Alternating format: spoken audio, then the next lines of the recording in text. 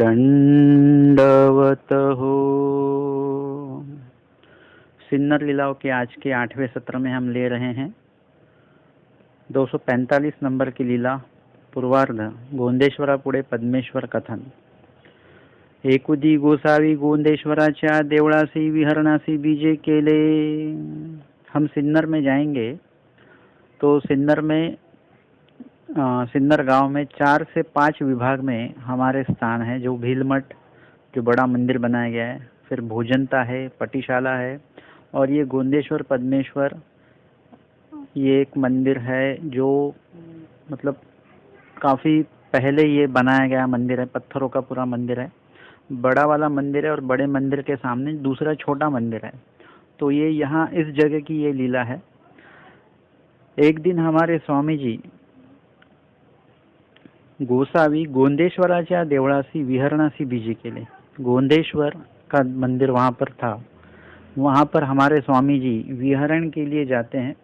वैसे तो 10 महीने स्वामी जी का मुक्काम ये भीलमठ में है, और फिर 10 महीने में स्वामी जी अलग अलग विभागों में वो स्थान जहाँ पर स्थान अभी उपलब्ध भी है, या कुछ स्थान ऐसे हैं जो अभी हमें वंदन करने के लिए प्राप्त नहीं है वो। तो 10 महीने में काफ़ी जगह पर स्वामी जी सिन्नर में विहरण के लिए गए हैं, लेकिन सभी स्थान हमें वहाँ पर अभी उपलब्ध नहीं है। जो भी कुछ स्थान अभी उपलब्ध है वहाँ की लीलाएं हम यहाँ पर पढ़ रहे हैं। तो स्वामी जी विहरण के लिए जाते हैं गोंदेश्वर के मंदिर के यहाँ पर भक्तजना सहित, और सभी भक्तजन भी जो है वो स्वामी जी के साथ में ही है। ते तो गोसाव्यांसी आसन झाले, और वहाँ पर स्वामी जी को आसन हुआ, स्वामी जी आसन पर विराजित हुए। स्वामी जी कहते हैं जाना पागाया देवड़ा पुढे हे देऊळ का, मतलब गोंदेश्वर का जो मंदिर है वो बड़ा मंदिर है। जो बड़ा मंदिर है उसे गोंदेश्वर कहा जाता है। मतलब गोविंद नाम का कोई व्यापारी था, उसने ये मंदिर बनाया था, और इसीलिए इसे गोंदेश्वर का मंदिर कहा जाता है। गोविंद नाम का जो व्यापारी था उसने बनाया, इसलिए गोंदेश्वर।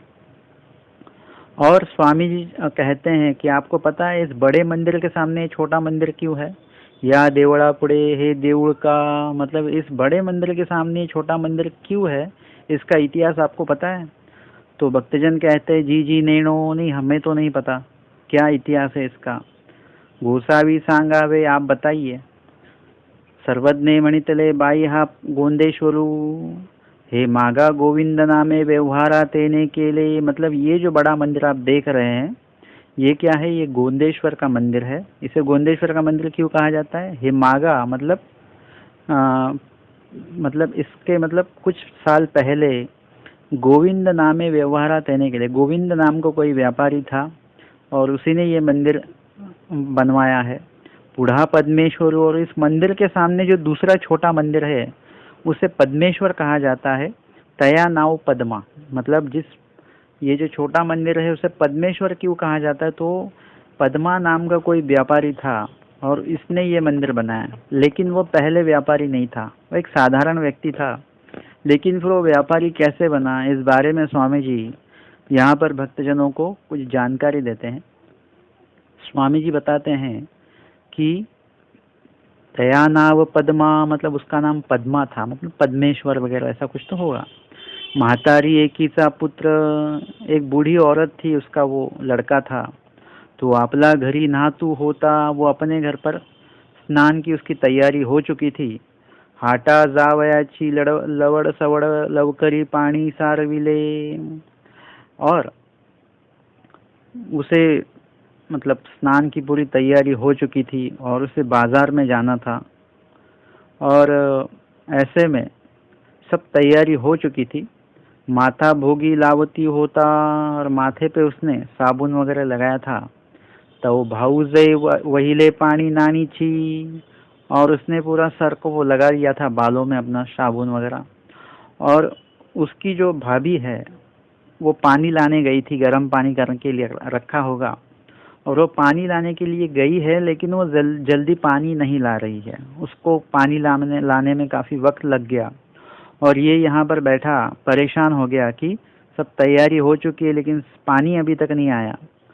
और वो थोड़ा सा गुस्सा हो गया हाओ डोई खरकटीली वेगा पानी का नानी सी, अरे जल्दी पानी लाओ, यहाँ पर मैंने साबुन लगा रखा हुआ है, आप इतना टाइम क्यों लगा रहे हो। ऐसा उसने अपनी भाभी को थोड़ा जोर के आवाज़ से उसने कहा।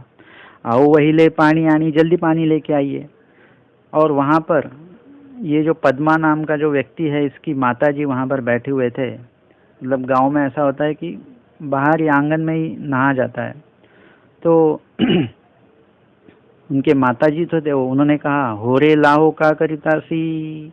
अभी लीला चरित्र में तो एक ही या दो बार ये सेंटेंस आया हुआ है, दो बार उसने अपने भाभी से कहा, लेकिन एक्चुअली ऐसा होगा कि उसने कई बार वो कहा होगा, दो तीन बार। तो उसके कारण उसकी जो माता जी बैठी थी वहाँ पर, वह देख रही थी अभी इसको जाना कहाँ है। जाना तो गांव में ही जाना है, बाजार में जाना है, और इसका कुछ ऐसा अच्छा खासा काम भी नहीं है कि इसको जाना ही जाए। कोई बड़ा व्यापारी नहीं है कि अगर ये कुछ देर लेट जाएगा तो काफ़ी लाखों का नुकसान होगा, ऐसा भी कुछ नहीं है। लेकिन फिर भी इसकी जल्दबाजी कितनी शुरू है, कितनी घाई ये कर रहा है और बार बार बोल रहा है। तो ऐसा होता है ना कि कोई बंदा काम कर रहा है और वो पानी ला रहा है, तो उसे वो गर्म पानी उठाने में, फिर उसको दूसरी बाल्टी में डालने के लिए वगैरह वगैरह से टाइम लगता है। और ऐसा नहीं होता है ना कि एक आपने जो पानी गर्म है उसने उसको अपने बाल्टी में डाल दिया, लेकिन दूसरा भी पानी तो गर्म करना है, तो उसमें ठंडा पानी दूसरा डालना पड़ता है, उसे चूल्हे पे रखना पड़ता है। अगर चूल्हा अगर उसका ये कम हुआ होगा उसके नीचे की आग, तो उसको फिर आग को बढ़ाना पड़ता है वापस। मतलब ये सब कार्य करने पड़ते हैं। मतलब अगर एक लेडीज अगर होती है ना, तो वो घर का पूरा काम देखती है। मतलब उसको मतलब खाना बनाना इतना उसको काम नहीं होता। तो वो सब्जी लाना, वो फिर सस्ते में लाना, उसको लेकर आकर उसको अच्छी तरह रखना फ्रिज में वगैरह, उसको बनाते वक्त कैसे काटना है, उसमें क्या क्या डालना है, मतलब पूरी वो जिम्मेदारी जो होती है वो स्त्री की होती है। पुरुष व्यक्ति के लिए चाय पी, वो खुद अपने हाथ से चाय ले लेगा, लेकिन झूठा बर्तन वो रख देगा, वो धोएगा नहीं। लेकिन स्त्री को ऐसा नहीं होता, उसे क्या करना पड़ता है कि उसे बर्तन धोने भी पड़ते हैं। मतलब पूरी जिम्मेदारी होती है। स्त्री एक कार्य नहीं करती है, सब पूरा कार्य जो है वो खुद करती है और उसको ही करना पड़ता है। पुरुष व्यक्ति जो होते हैं, जेंट्स जो होते हैं, उनको एक लिमिटेड कार्य होता है घर में, वो उतना ही बस करते हैं। मतलब कुछ लोग तो ऐसा होता है कि वो हाँ खुद के हाथों से पानी भी नहीं लेते खुद के लिए। दूसरों के लिए तो देना हो तो बात की दूर की बात है, लेकिन खुद के लिए भी वो खुद पानी नहीं लेंगे। वो भोजन भी उनका थाला, अगर वो भोजन करने के बाद में झूठी थाल वो वहीं पर रख देंगे, ऐसा नहीं कि अंदर जाकर रख दे इसे। वो किचन में जाएंगे हाथ धोने के लिए, पानी पीने के लिए, लेकिन वो थाली नहीं लेके जाएंगे। लेकिन स्त्री को ऐसा नहीं होता है, उसको बनाना भी पड़ता है, परोसना भी पड़ता है, और फिर सबके बाद में उसको खाना पड़ता है। उस वो जो खुद खाएगी तो वो उसका भी उसको खुद ही परोसना पड़ता है, उसे कोई परोस कर नहीं देता है। और ये इतना होने के बाद में खुद की थाली फिर खुद ही उठानी पड़ती है, खुद ही बर्तन मांजने पड़ते हैं वगैरह वगैरह। तो ये सब होता है। मैं इसलिए बता रहा हूँ कि इस लीला में ऐसा ही कुछ हुआ होगा, इसी के कारण मतलब वो भाभी को मतलब गर्म पानी भी बाल्टी में रखना है या ठंडा पानी भी वापस उनको गर्म करने के लिए रखना है, ये सब कार्य करके ही आएंगे, इसलिए उनको वक्त तो लगेगा। लेकिन इनकी घाई शुरू है पद्मेश्वर की, और फिर वो माता जी देख रही है, और वो थोड़ा सा माता जी अस्वस्थ हुए, और वो फिर अपने लड़के से कहती हैं लाहो का करितासी, अरे इतना गड़बड़ क्यों कर रहे हो आप, इतना घाई क्यों कर रहे हो। काई गोंदेश्वरा पुढे पद्मेश्वरू करेसी, मतलब उस वक्त उन्होंने बोला हुआ था उनकी माता जी ने, तुम्हें क्या ये गोंदेश्वर के सामने पद्मेश्वर का मंदिर बांधना है क्या। मतलब वो जो टाइम होगा, अभी देखो आज के डेट में अगर कोई रईस व्यक्ति, मतलब गांव में, गांव खेड़े में क्या होता है कि अगर कोई रईस व्यक्ति वहां पर कुछ बनाता है, मंदिर बनाता है वगैरह, तो पूरे गांव में उसकी चर्चा होती है। शहर में ये चर्चा हो न हो, लेकिन गांव में इसकी अच्छी खासी चर्चा होती है और उस व्यक्ति का मान होता है। तो ये गोंदा मतलब गोविंद नाम का जो व्यक्ति है, इन्होंने जो मंदिर बनवाया है, तो सिन्नर विभाग में, सिन्नर गांव में इनकी अच्छी खासी चर्चा है। ये इनका अच्छा खासा नाम है कि उन्होंने मतलब अपने व्यापार में उन्होंने तरक्की हासिल करके जो प्रॉफिट है वगैरह, उससे इन्होंने मतलब खुद का व्यापार भी देखा है, खुद का घर बार भी देखा है, और मंदिर के लिए भी इन्होंने पैसा इकट्ठा कर ये इतना बड़ा मंदिर बनाया। आज के डेट में अगर आप जाकर देखोगे तो पूरा पत्थर का, उसका कंपाउंड भी पत्थर का है, बड़ा दरवाज़ा है और आंगन भी पूरा पत्थरों से मतलब उन्होंने बनाया हुआ है उसको। जैसे अभी फेवर ब्लॉक लगाते हैं ना, वैसे पत्थर का पूरा वो लगाया हुआ है और पूरा मंदिर पत्थर का बनाया हुआ है। उसके ऊपर डिज़ाइन वगैरह, मतलब काफ़ी खर्चा उस वक्त उनको आया होगा और उतना खर्चा उस व्यक्ति ने किया हुआ है, किसने, गोंदेश्वर ने। तो ये माता जी इनकी पद्मेश्वर जी की कहती है, गोविंद नाम के व्यक्ति ने गोंदेश्वर का मंदिर बनाया, तो अभी तुझे जल्दी जाके करना क्या है, इतने जल्दी जाके कुछ काम तो है ही नहीं वैसे, अभी इतनी घाई तू कर रहा है, तो तुझे क्या वो गोंदेश्वर का जो मंदिर बांधा हुआ है, बनाया हुआ है, उसके सामने तुझे खुद के नाम से पद्मेश्वर का मंदिर बांधना है क्या? मतलब गोविंद नाम उनका था, इसीलिए गोंदेश्वर उसे बोला गया, बड़े मंदिर को। अभी आपको क्या उसके सामने जाकर पद्मेश्वर, मतलब तेरा नाम पद्मा है तो तुझे क्या पद्मेश्वर का मंदिर वहाँ पर बनवाना है क्या? इस तरह से उनकी माता जी उनसे कहती है। और ये जो उनकी माता जो कहती है, तो उसके कारण क्या होता है कि उन्हें वो थोड़ा सा दिल पे लगता है। मतलब ऐसा जो बोलना है कि तुझे क्या मतलब तुझे इतना क्या बड़ा काम है, मतलब आ, एक तरह से देखा जाए तो उनको वो जो दिल पे जो लगी है उसकी, वो तो सही बात है, क्योंकि किसी को मतलब कोई व्यक्ति निकम्मा है या जिसके पास कोई ज़्यादा काम नहीं है, मतलब ऐसा बोलने से उसकी जो ये जो उसका जो रोल है, मतलब उसकी जो ये उसका जो कार्य है जीवन में, वो किस प्रकार का है ये सामने आता है। मतलब इसे कुछ घाई की कोई गड़बड़ नहीं, मतलब ये कोई इम्पोर्टेंट व्यक्ति नहीं है, इम्पोर्टेंट नहीं है ये व्यक्ति कि इसके जाने से, न जाने से काफ़ी नुकसान होगा, ऐसा ये व्यक्ति नहीं है। और इसके पास मतलब काम भी वैसा कुछ ज़्यादा नहीं है, ऐसा प्रतीत होता है, उसकी प्रतिमा वैसी प्रतीत होती है। और उसकी जो इमेज है उसके कारण वो डाउन भी हो सकती है। अगर कहा जाए, अगर वो माताजी कहे किसी से कि मुझे, मेरे लड़के को मतलब टाइम पे टाइम लगता है, उसे जल्दी जाना पड़ता है ऑफिस, वो अगर नहीं जाएगा तो लाखों का नुकसान हो जाता है वगैरह, ये इमेज बढ़ाने का मतलब बोलना है ये पूरा, इससे इमेज बढ़ेगी। लेकिन जो माताजी बोले तेरे को काम क्या है वहाँ पर जाके, मतलब इतना क्या तुझे क्या मंदिर बनवाना है वगैरह वगैरह, मतलब ये ऐसा बोलेंगे तो कहीं पर ना कहीं पर वो दिल पे लग जाता है, जा सकता है। और वैसा ही हुआ कि इन्हें ये बुरा लगा पद्मेश्वर को, और बुरा लगा मतलब कभी कभी ऐसा होता है ना कि ज़्यादातर ऐसा ही होता है कि 90% ऐसा होता है कि बुरा लगने पर हम एक तो गुस्सा हो जाते हैं, बुरा लगने पर हम झगड़ा कर लेते हैं, बुरा होने पर हम नुकसान करते हैं, बुरा लगने पर हम नुकसान करते हैं। लेकिन ये सब बातें मतलब गलत है। अगर आपको कोई कहे कि आपके सूत्रपाठ आपको याद नहीं है तो आपको ज़्यादा मतलब बुरा ही लगेगा, लेकिन आपको गुस्सा नहीं करना है। आपको बुरा लगे ना, ये बात अच्छी बात है, आपको बुरा लगना ही चाहिए। अगर कोई आपको बोले आपके सूत्रपाठ याद नहीं है, आपको सूत्र याद नहीं है, तो आपको बुरा लगना ही चाहिए, इसका मतलब आप जिंदा हो। आपको कुछ भी नहीं लग रहा है मतलब आप जिंदा नहीं हो, तो बुरा लगना चाहिए, लेकिन गुस्सा नहीं होना चाहिए। कोई हमें बताए ऐसे कि आपके सूत्रपाठ याद नहीं है, तो हमें उनके साथ झगड़ा नहीं करना है, झगड़ा भी नहीं करना है। बुरा लगे फिर भी बुरा उसका नहीं लगना चाहिए कि ये बंदा मुझे ऐसा क्यों बोला, इसको तो मैं बाद में देख लूँगा, ऐसा आपका रिएक्शन नहीं होना चाहिए। आपको बुरा लगना चाहिए, ज़रूर लगना चाहिए, लेकिन उसमें से कुछ अच्छे कार्य की निर्मिति भी होनी चाहिए, उसमें से अच्छे कार्य का निर्माण होना चाहिए।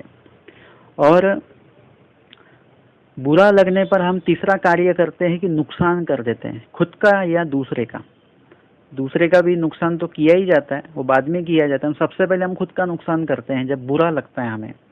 सबसे पहले कि मतलब बुरा लगता है तो हम अपनी मानसिक स्थिति जो है वो बदल देते हैं। मतलब हम सात्विक होंगे तो हम गुस्सा हो जाते हैं, हम अच्छे विचार करने वाले होंगे तो हम बुरे विचार करने लगते हैं। हम कहते हैं ना कि मुझसे बुरा कोई नहीं, ऐसे आपको अगर कोई कहे कि आप बुरे हो तो आपको बिल्कुल मतलब अच्छा नहीं लगेगा, ये आपने मुझे खराब कैसे बोल दिया, आपने मुझे बुरा कैसे कह दिया, ऐसा आप बोलेंगे। लेकिन अगर गुस्सा जब आ जाता है तो हम क्या कहते हैं कि मतलब मेरे पल्ले मत पड़िए, नहीं तो मेरे से बुरा कोई नहीं है। मतलब हम खुद अपने मुंह से खुद को बुरा कह देते हैं, खराब कह देते हैं। मतलब ऐसा हम गुस्सा आने पर हम अपने मानसिक जो हमारी सात्विकता है उसका नुकसान कर बैठते हैं, और सात्विकता खो बैठ जाने के बाद में फिर वहाँ पर वो जगह जो है राजस और तामस वृत्ति जो है वो ले लेती है, वो गुण वहाँ पर उपस्थित हो जाते हैं। जैसे बस में होते हैं ना, या फिर आप मेट्रो में वगैरह ट्रेन में आप जाते हो, तो ऐसा होता है कि कोई बंदा अगर उड़ जाता है तो दूसरा जो वहाँ पर खड़ा बंदा है वो झट से वहाँ पर बैठ जाएगा। ऐसा कभी नहीं होता है कि वह आप उठने के बाद में 10 मिनट वहाँ पर कोई बैठा नहीं है, वहाँ पे रश होती है, तो आप जैसे ही उठेंगे तो अगले सेकंड में वहाँ पर कोई तो दूसरा बैठ जाएगा। वैसे आपके अंतःकरण से अगर सात्विकता निकल जाती है तो तुरंत वहाँ पर राजस और तामस अपनी जगह ले लेते हैं, और जब राजस और तामस गुण वहाँ पर आने वाले होते हैं उस वक्त ही सात्विकता अपनी जगह बदल देती है या वो जगह छोड़ देती है आपके अंतःकरण की। आप में कितना भी गुस्सा आ जाए लेकिन फिर भी आप अपनी सात्विकता को मत छोड़िए। वहाँ पर ऐसा संघर्ष रहेगा कि सात्विकता वहाँ से जगह छोड़ेगी, फिर राजस तामस वहाँ पे बैठेंगे, ऐसा हो सकता, मतलब ये संघर्ष शुरू रहेगा। लेकिन आप क्या कीजिए, सात्विकता को वहाँ से उठने मत दीजिए, सात्विकता को अपनी जगह बनाए रखने दीजिए। उसके कारण क्या होगा कि होते हो तो राजस तामस स्वभाव गुण जो है आपके ऊपर हावी नहीं होंगे, और अपना कार्य वो उनका कार्य आपके ऊपर नहीं चलेगा, और आप सात्विक ही रहेंगे। और इसीलिए क्या करना चाहिए कि आपको ये सात्विकता बनाए रखनी है। हम बात कर रहे हैं जब हमें बुरा लगता है तो हम खुद का नुकसान करते, सबसे पहले खुद का नुकसान होता है कि हम खाना नहीं खाते। काफ़ी बार ऐसा होता है ना, मतलब गुस्सा आने के बाद हम खाने के ऊपर गुस्सा निकालते, मतलब खाना नहीं खाते। मैं कहता हूँ कि खाने के ऊपर गुस्सा ज़रूर निकालो, मतलब न खाते हुए नहीं तो बल्कि खाना ज़्यादा खा के आप उसके ऊपर गुस्सा निकाल सकते हो। हालांकि गुस्से में आपको खाना नहीं है, और गुस्सा आ जाए तो खाने के ऊपर आपको गुस्सा करना नहीं है, मतलब ये बात है।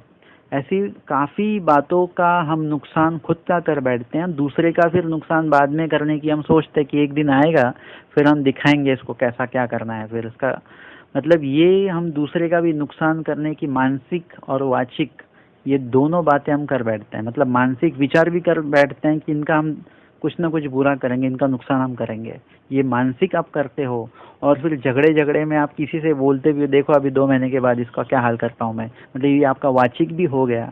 मतलब गुस्सा आपको गलत जगह पर लेके जा रहा है, गलत मार्ग के ऊपर आपको चला रहा है, वो आपको वैसा नहीं करना है। आपको अगर गुस्सा आता भी है और आपके विचार अध की ओर जा रहे हैं, मतलब जो ऊर्ध्व विचार होने चाहिए वो न होते हुए आपके विचार जो है नुकसान वाले अगर हो रहे हैं, तो आपको तुरंत क्या होना है, सावधान वहाँ पर होना है। भगवान का नाम लीजिए, वहाँ पर लीलाएं कुछ याद कीजिए, वचन याद कीजिए, तुरंत आप शांत हो जाओगे। कोई आपसे झगड़ा करने आए, आपको कोई धक्का देकर चले जाए, आप तुरंत उसके ऊपर उससे झगड़ा करने की सोच ही लेते हो, तो आपको याद आना चाहिए कि भांडते दोगे अन्यायी, परम प्रीति वगैरह ये सब वचन जो है आपको याद आने चाहिए, जिसके कारण आपका गुस्सा तुरंत वहीं पे ठंडा हो जाएगा, आपकी सात्विकता बनी रहेगी।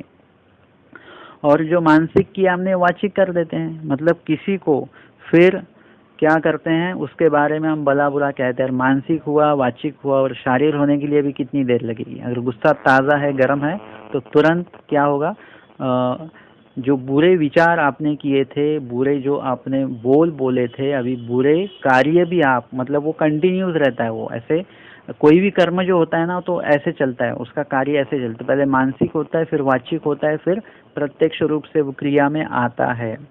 तो इस तरह से आपको गुस्सा आए, ये बात अच्छी है, बहुत अच्छी बात है, गुस्सा आना चाहिए। लेकिन गुस्से में आपको कुछ भी कभी भी खुद का नुकसान नहीं करना है, दूसरे का नुकसान नहीं करना है। गुस्से में कभी भी आपको बुरे विचार मन में नहीं लाने हैं। उसके बाद में गुस्से में आपको कुछ मतलब अच्छे कार्य का निर्माण आपको करने को मतलब आना चाहिए। जैसे मैंने कहीं सुना था कि आपको अगर किसी से बदला लेना है तो क्या करना चाहिए, उसने जो कुछ बनाया हुआ उसे तोड़िए मत। तो आप कुछ अच्छा आपका कुछ स्वतंत्रता से आप आपका कुछ निर्माण कीजिए, नया कुछ बनाइए। मतलब मैं उदाहरण दूंगा आपको कि अगर आपको गुस्सा आता है तो किसी के ऊपर गुस्सा आया है आपको, तो आप उसकी चाय उसको फेंकिए मत। आप क्या कीजिए, उससे भी अच्छी चाय बनाइए। मतलब गुस्सा ऐसा भी निकाला जा सकता है। मतलब अच्छे अच्छे कार्यों का निर्माण कीजिए जिसके कारण उस गुस्से का कुछ उपयोग भी होना चाहिए, हो सकता है, और वो करना चाहिए हमने। यहाँ पर उनकी माताजी ने जैसे ही कहा वैसे ये गोंदेश्वर को जो मतलब ये पद्मेश्वर जो था, उसे थोड़ा सा बुरा लगा कि सबके सामने माताजी ने मुझे ऐसा कह दिया। और फिर तैसे जी तेने डोई बांध ली, वैसे ही वो उसने शायद वो जो साबुन लगाया था वो धोया होगा पानी से, और वैसे ही वो निकला हुआ है, घर से निकल गया वो। वहाँ पे रुका नहीं, घर पे रुका नहीं, घर से निकल गया, घर छोड़ दिया।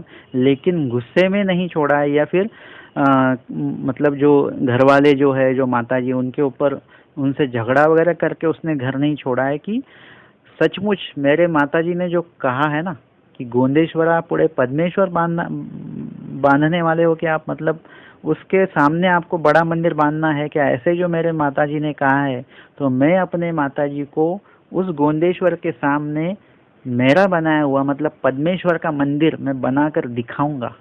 मतलब ये अच्छे कार्य की निर्मिति है। अगर वो उसी वक्त अपनी माते के ऊपर गुस्सा होता, झगड़ा कर देता, तो बात मतलब किसी वो जो मोड़ है ना, वो मोड़ कुछ अलग हो जाता। लेकिन देखिए, माता जी के कहने पर गुस्सा आया, बुरा लगा, लेकिन उसका जो मार्ग है, वो गुस्सा निकालने का जो मार्ग है ना, वो अच्छा है, सही है। और कुछ अच्छे कार्य की निर्मिति करने वाला जो है, निर्माण करने वाला, वो गुस्सा है। और इसीलिए यहाँ पर जो पद्मेश्वर थे वो घर से निकल गए। तेलंग देशाशी गेला, तेलंग देश जो है वहाँ पर वो गए। बहुत द्रव्य जोड़ी ले, और वो जो मतलब उसने एक ठान ली थी, एक टारगेट उन्होंने सेट किया हुआ था कि मुझे बहुत पैसे कमाने हैं। और उस तरीके से उन्होंने काफ़ी व्यापार वहाँ पे किया, काफ़ी कष्ट वहाँ पर किए, काफ़ी काम वहाँ पर किया, और बहुत द्रव्य जोड़ीले, मतलब द्रव्य मतलब पैसे, जोड़ीले मतलब जोड़े उसने, काफ़ी पैसे उसने वहाँ पर जोड़े, घेवनी आला, और वो लेकर आए। अभी इसका मतलब थोड़ा सा विश्लेषण हम देंगे कि इन्होंने पैसे मतलब कैसे कमाए, ये मतलब ऐसा क्या किया इन्होंने। तो देखिए, जैसे ही इसने मतलब ये पद्मेश्वर ने ऐसे मन में ठान लिया कि मुझे मंदिर बनवाना है, बनाना है, ऐसा उसने जैसे निश्चित किया, वैसे ही जो देवता है उस देवता ने भी अभिमान लिया। उससे भी, इसके माध्यम से भी कुछ कार्य होने वाले होंगे, और इसीलिए देवता ने भी क्या किया, अभिमान लिया हुआ है। और फिर वो तेलंग देश में जाने के बाद में उसने क्या किया, एक मतलब मेटल का बिजनेस करने का उसने निश्चित किया है। तो कथिल नाम का जो मेटल है वो वहाँ से लेके आया तेलंग देश से। और लेने के बाद में क्या हुआ कि वो किसी गांव में जाकर उसने वो बेचना चाहा। अभी वो कथिल जो है वो चांदी के जैसा ही दिखता है, लेकिन वो चांदी नहीं होती है। तो वो जैसे ही बेचने गया कि मैं आपके लिए एक कथिल में लेकर आया हूँ, तो वहाँ के जो लोग थे, मतलब जो लेने वाले लोग थे, वो कहने लगे ये तो कथिल नहीं है, ये तो चांदी है, और चांदी कथिल से ज़्यादा महंगी है। कथिल एकदम सस्ता है और चांदी काफ़ी महंगी है, तो ये तो चांदी है, आपको हमें कथिल चाहिए। तो उसने कहा, गावासियाला ग्राहिक बोलाविले तो रुपये देखिले, तैसेची मागुते बैल भरिले, वाईले तो मागुता तेथ गेला। और फिर उसने जहाँ से वो लाया था, मतलब जैसे ये मतलब सच्चाई कैसी होती है देखिए, कि अगर वो सस्ते में अगर चांदी उसको मिल गई है तो अच्छी बात है ना। अगर कहीं हमने कुछ खरीदारी की और वहाँ पर अगर वो बंदा हमें 40 रुपये देने वाला है और उसने हमें 50 रुपये दे दिए, 10 के 4 नोट देने के बजाय उसने 10 के 5 नोट दे दिए गड़बड़ में। हम आने के बाद में रास्ते में हम गिनते हैं तो अरे ये एक नोट ज़्यादा आ गया, हमें काफ़ी आनंद होता है, अच्छा हुआ चलो। लेकिन वैसा नहीं होना चाहिए, ये सच्चाई नहीं है। ये ईमानदारी नहीं है। ये आपको क्या करना चाहिए, वो जो आपको जो भी 1 रुपया भी अगर आपको ज़्यादा आता है तो आपको फिर वापस जाकर वो दुकानदार को देना है, या लेते वक्त आपको गिन कर लेना है। ज़्यादा है तो आपको वापस कर देना है। वो वैसे द्रव्य या वैसे कोई भी पदार्थ आपको नहीं लेने हैं जो नीति मार्ग से जितना आता है उतना ही आपको लेता है। ये अनीति मार्ग का पैसा या अनीति मार्ग का भोजन वगैरह कुछ भी है वो आपको उसका उपयोग नहीं लेना है, उसके कारण आपका नुकसान हो सकता है बहुत सा। और इसीलिए देखो, सस्ते में चांदी मिल गई है, मतलब पीतल लेने गए और सोना मिल गया, तो पीतल का भाव देखिए, सोने का भाव देखिए। अगर हमको ऐसा मिल गया तो हम जाएंगे वापस। अगर हम कहीं पर पीतल लेने गए और उसने दिया सोने का ग्लास और हम तो पीतल का ग्लास लेने गए, तो घर पे आके अगर पता चल जाए तो ये सोने का ग्लास है, पीतल का नहीं, तो हमें तो काफ़ी आनंद होगा, ये तो पीतल के भाव में सोना मिल गया। लेकिन ये जो पद्मेश्वर है, ये फिर ये सब कथिल लेकर वो गया हुआ है, जहाँ से उन्होंने ये लिया था वहीं पर वो गया और उनसे कहा, अरे मैंने आपको क्या बोला था, कथिल लेने के लिए बोला था और आपने तो चांदी दे दी यहाँ पर। तो उस वक्त उन्होंने कहा, देखिए सच्चाई और ईमानदारी क्या होती है आज के डेट में, आज के ज़माने में तो आपको देखने मिल जाए, मतलब आपका जो जन्म जो है वो सफल हो जाएगा, ऐसा देखने को अभी नहीं मिलता है। जिनसे लेने गया था उनको उसने बताया, मैंने आपको कथिल के पैसे दिए थे और आपने तो महंगी चांदी दे दी मुझे। तो उन्होंने कहा, हमारे यहाँ पे हम चांदी बेचते ही नहीं है, हम तो कथिल ही बेचते हैं, हमने आपको। तो उसने कहा, वो मुझे नहीं पता, ये आपका, ये आप चांदी ले लीजिए, मुझे अपना कथिल दे दीजिए। लेकिन वो भी कितने ईमानदार है, वो कहते हैं कि भाई हमने आपको कथिल ही दिया है, लेकिन आपका भाग्य ऐसा है जो ये चांदी हो गई, अगर हम ये ले लेंगे तो ये वापस वैसे ही हो जाएगा, कथिल ही हो जाएगा, मतलब ये आपका नसीब है, ये आप देख लीजिए आप।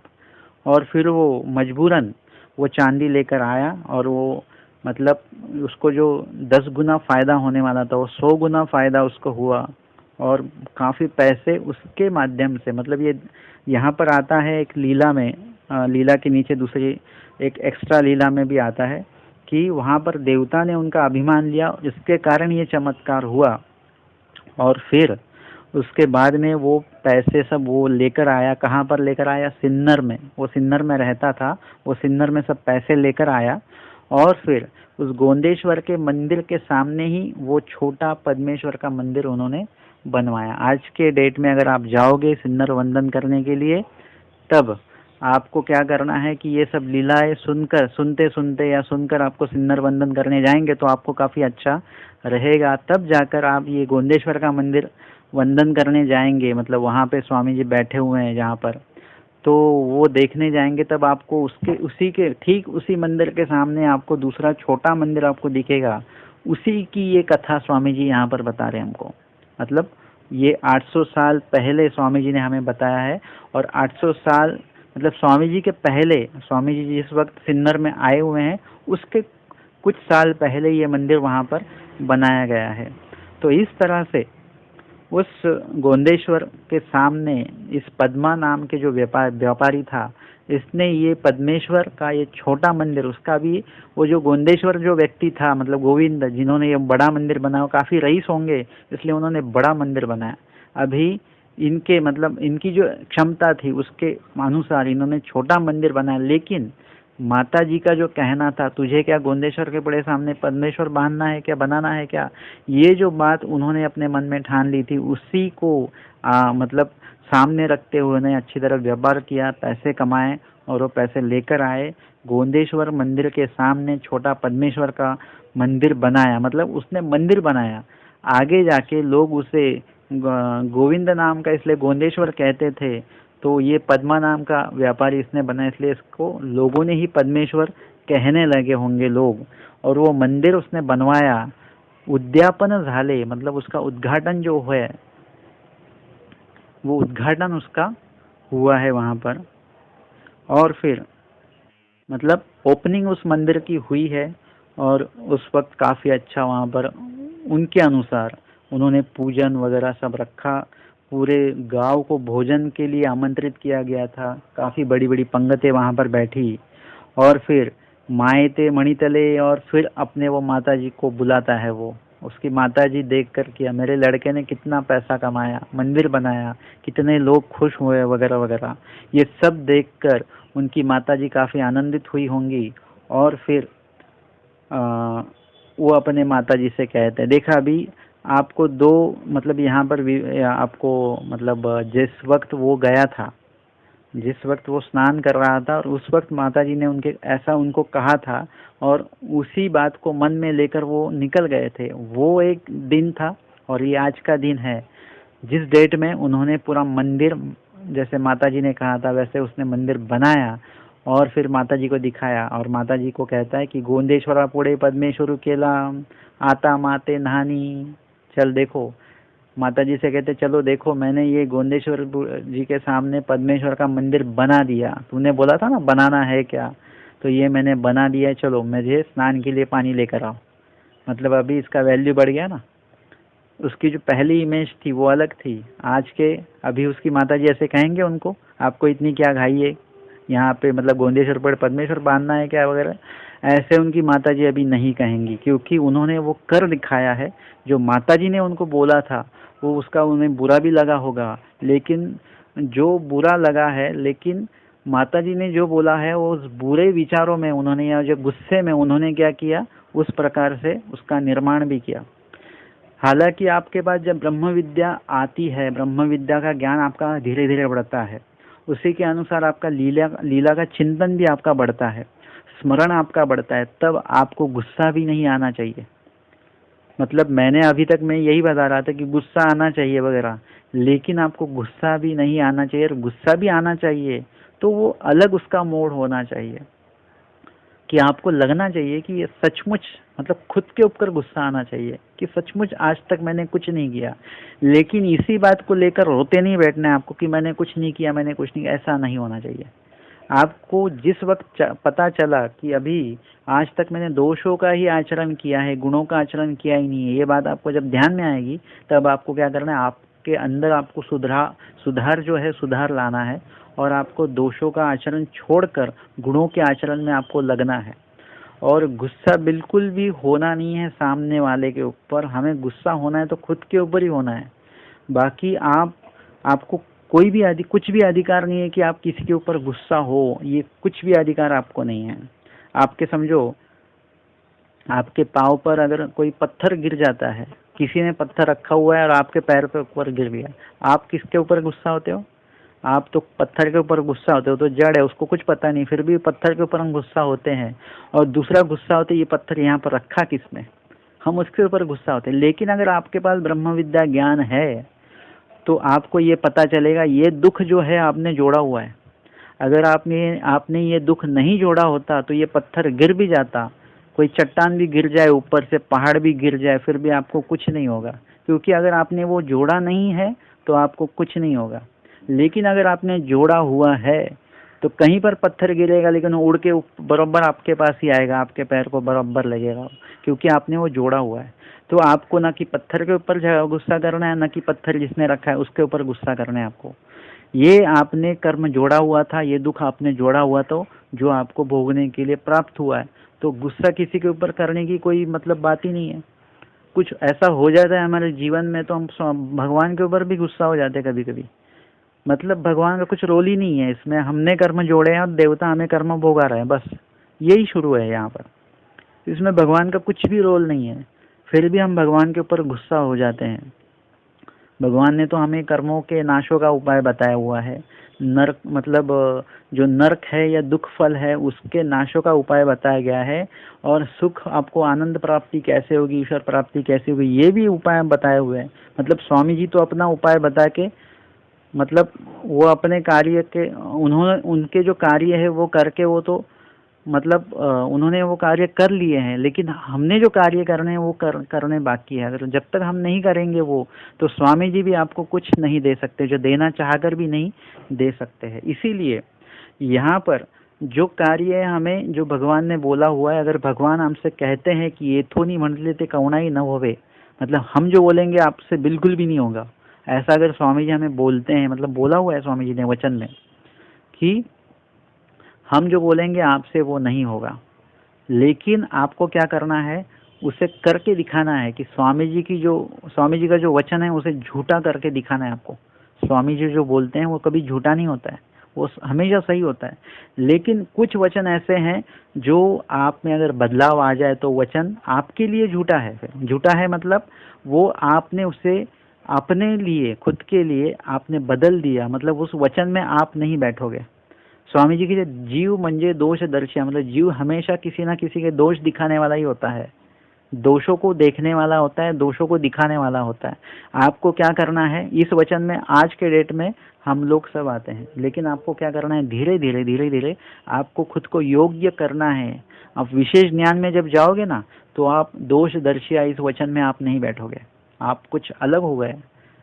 इसीलिए मतलब ये वचन जो है सभी जीवों के लिए स्वामी जी ने बताया, लेकिन हमें क्या करना है, दोषजनक जो वचन स्वामी जी ने बताया जिसमें हमारे दोषों के लिए बताया गया है, तो हमें क्या करना है, उन दोषों से बाहर निकलना है। स्वामी जी ने क्यों बताया आपको, ताकि आपको कुछ तो आपके दिल पे ये लगना चाहिए।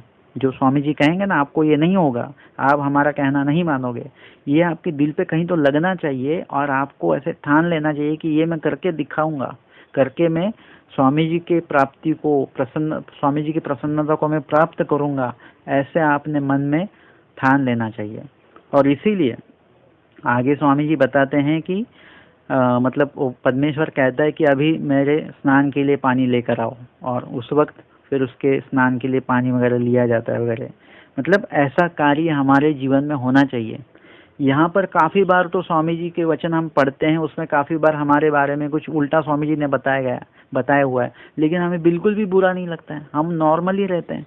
हमें लगना चाहिए कि स्वामी जी मेरे बारे में ये क्या बोल रहे हैं, मैं स्वामी जी का कहना नहीं मानूंगा, स्वामी जी का कहा मैं नहीं करूंगा, ऐसे स्वामी जी कह रहे हैं, नहीं नहीं मुझे ये ऐसा नहीं होना चाहिए, मैं करके दिखाऊंगा। ऐसा कुछ तो आप में जिंदापन आप में होना चाहिए, जीवितता आप में होनी चाहिए।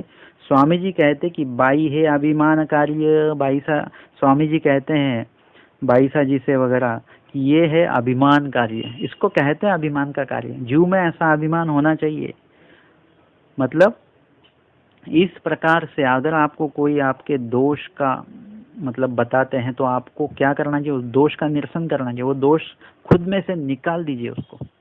आपको अगर कोई कहे कि ये बहुत चुगलीखोर है तो आपको समझना चाहिए कि अगर मुझे चुगलीखोर कहते हैं मतलब इसका मतलब मेरा ज़्यादा बोलना है, या मेरे बोलने से कुछ ना कुछ मैं मतलब जो गलत है वो मैं बोल देता हूँ, और बोलने वालने में मैं यहाँ की बातें वहाँ कर देता हूँ। अगर ऐसा है तो क्या करना चाहिए, हमने अपने बोलने के ऊपर कंट्रोल, संयमितता लानी चाहिए, ताकि उसके कारण हम महत्वपूर्ण जो है वही बात करें, जो उपयोग वाला है वही बोले हम, ताकि कुछ भी गलत हमसे ना बोला जाए और उसका फ़ायदा हमें होगा। और जो आपको नाम रखने वाला बंदा है वो देखेगा कि नहीं ये तो बदल चुके हैं, अभी ये पहले काफ़ी गुस्से वाले थे, अभी बदल चुके हैं, ये काफ़ी पहले झगड़ा करते थे, अभी बदल चुके हैं, अभी बिल्कुल भी मतलब एकदम सात्विक हो गए। ये बदलाव आपको जो नाम रखने वाले होते हैं ना, उनको ये बदलाव आप महसूस उनको होना चाहिए। इस प्रकार से आपको ज़्यादा से ज़्यादा आपके अंतःकरण से आपको अच्छा बनना है। और इस तरीके से स्वामी कहते हैं, इसको कहते हैं अभिमान कार्य। मतलब पद्मेश्वर को उनके माताजी ने बोला और पद्मेश्वर जी को गुस्सा थोड़ा सा आया, उनको जो अभिमान, उनका जो ईगो है वो जाग गया, और उस ईगो जो जागा है उसके माध्यम से कुछ बुरा नहीं हुआ, उन्होंने बुरा नहीं किया, उन्होंने अच्छा ही किया है। ऐसा अभिमान कार्य होना चाहिए हर एक व्यक्ति में। बाई अभिमान हुआ तो ऐसा हुआ हुआ, स्वामी जी कहते हैं अभिमान होना तो ऐसा होना चाहिए जो कुछ अच्छे कार्यों का निर्माण करे।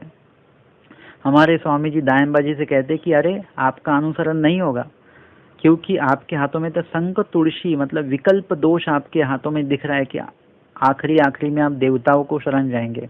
और हालांकि ऐसा ही हुआ कि दायम्बा जी के जो ससुर थे वो मंदिर की किसी अन्य देवता के मंदिर का उनके पास सेवा थी, और वो गुजरने के बाद दायम्बा को ही उस मंदिर की देखभाल करने की सेवा मिली, मतलब वो अन्य देवता का भजन पूजन करने लगे। तो स्वामी जी ने कहने के बाद भी दायम्बा जी के पास अगर अभिमान होता तो वो कहते कि जी ऐसा होगा ही नहीं, मैं बिल्कुल देवता को शरण नहीं जाऊंगा। ऐसा उन्होंने ठान लेकर अगर वो मतलब स्वामी जी से अगर विनंती करते, प्रार्थना करते, स्वामी जी उनका वो दोष हालांकि मतलब वो दोष स्वामी जी टाल नहीं सकते, विकल्प दोष, लेकिन अगर दायमबाल जी अगर विनंती प्रार्थना करते तो स्वामी जी उनसे कुछ ऐसा कुछ घड़वाते जिसके कारण वो देवताओं को शरण नहीं जाते। लेकिन दायमबा जी को अभिमान ही नहीं था, स्वामी जी के बोलने के ऊपर उनका अभिमान जागना चाहिए था। और इसीलिए यहाँ पर स्वामी जी ने अभिमान के बारे में बताया गया है। स्वामी जी के माध्यम से स्वामी जी ने ये कथा बताई, और कथा के माध्यम से हमें कुछ सीख भी स्वामी ने यहाँ पर दी कि हम सब में अभिमान होना चाहिए। स्वामी जी के वचन हमें क्या कहने के लिए हमें बताते हैं, क्या विधि करने के लिए हमें सूचित करते हैं, वह हमें, या स्वामी जी की जो लीलाएं हैं इसके माध्यम से हमें क्या आचरण मिलता है, ये सब हमें उतरना चाहिए। और अभिमान पूर्वक हमने ये सभी सेवादास्य, सभी विधियों का पालन करने का हमने प्रयत्न करना चाहिए, और स्वामी जी की प्रसन्नता हमें हासिल करनी चाहिए। इस प्रकार से आज के सिन्नर लीलाओं के 8वें सत्र में हमने पूर्वार्ध 245 नंबर की गोंदेश्वरा पुढे पद्मेश्वर इस लीला पर श्रवण और चिंतन किया हुआ है। दंडवत हो।